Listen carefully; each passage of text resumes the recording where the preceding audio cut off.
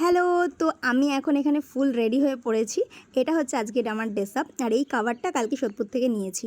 তো চলো এখন যাওয়া যাক। এই দেখো আমি পুরো মুখ ফুক বেঁধে নিয়েছি, একদম এত গরম ছিল তার জন্য। আমি যাচ্ছি আমার দাদা আর বাবুর সাথে। বাবু মানে হচ্ছে আমার বদ্দার ছেলে। অনেকক্ষণ ওয়েট করার পর এখানে আমাদের লঞ্চ চলে এসছে, আর আমরা যাব উত্তরপাড়ায়, তাই আমরা কোন্নগর হয়েই যাচ্ছি। তো এইটা হচ্ছে ওনাদের বাড়ি, যেটা অনেক কষ্ট করে বানানো হয়েছে। সারাটা জীবন একটা মানুষ অনেক কষ্ট করে নিজের একটা শখের বাড়ি বানানোর জন্য, তো সেটা আলটিমেট হয়েছে বানানো।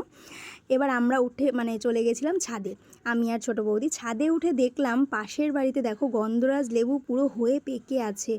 আমি আর বৌদি এটাই বলছিলাম যে আমরা কিনে খাচ্ছি, আর এখানে রয়েছে তাও লোকে খাচ্ছে না। গরমকালে গন্ধরাজ লেবু না খেলে হয় বলো? যাই হোক, নিচে নেমে দেখলাম সবাই এখানে খেতে বসে পড়েছে, আর আমি গিয়ে একটুখানি ফল প্রসাদ খেয়ে নিলাম। আর এই বাড়িটা হচ্ছে গিয়ে আমার দিদি, জামাইবাবু আর এই যে তাদের মেয়ে। এটা হচ্ছে দিদি আর ওটা জামাই।